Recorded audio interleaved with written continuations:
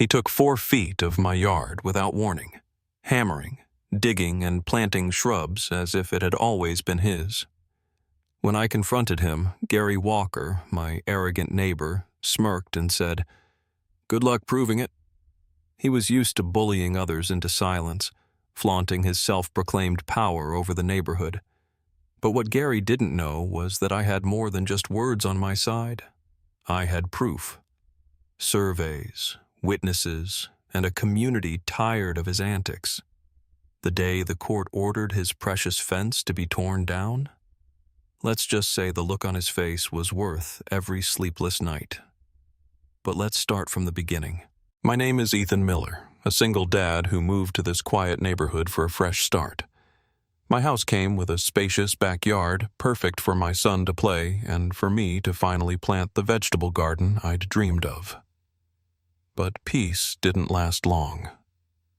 One Saturday morning, I woke up to the sound of hammering. Looking out the window, I saw my neighbor, Gary Big Shot Walker, and a crew extending his wooden fence right into my yard. I walked out, confused.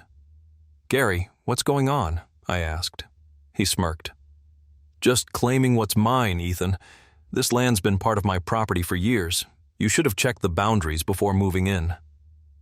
I knew he was lying.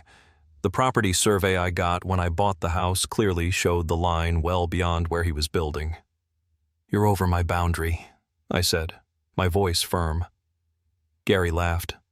"Take it up with the courts if you want. Good luck, though. Lawyers aren't cheap." It was a blatant power move, and he didn't think I'd fight back. He was wrong. I started by pulling out the survey documents and taking photos of Gary's fence in progress. Then I called the local zoning office to report the encroachment. They confirmed my property lines were correct, but warned me it could take months to resolve. Meanwhile, Gary acted as if the yard was already his. He even planted shrubs on my side of the line. When I asked him to stop, his response was a sarcastic, "You're welcome for improving the neighborhood." The tension escalated when he threatened to call the HOA, claiming my backyard was unmaintained. I realized Gary thought he could bully me into giving up, so I decided to hit back where it would hurt the most, with irrefutable proof. I hired a professional surveyor who confirmed Gary's fence was over 4 feet into my yard. I documented everything: photos, timestamps, and official surveys. But the real breakthrough came when another neighbor, Mary, shared her story. Gary had tried a similar stunt years ago, but she didn't have the resources to fight him. Word spread, and soon others came forward with complaints about Gary. His intimidation tactics were no secret, and I realized I wasn't alone. Together, we compiled a case file thick with evidence and personal accounts. Gary had underestimated the quiet neighbors he'd been pushing around for years.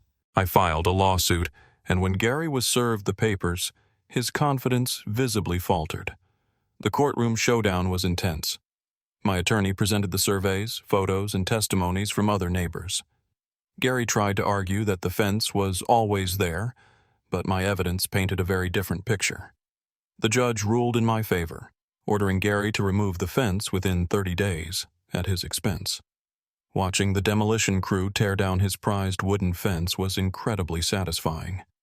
Gary's arrogance had cost him dearly, both in legal fees and reputation.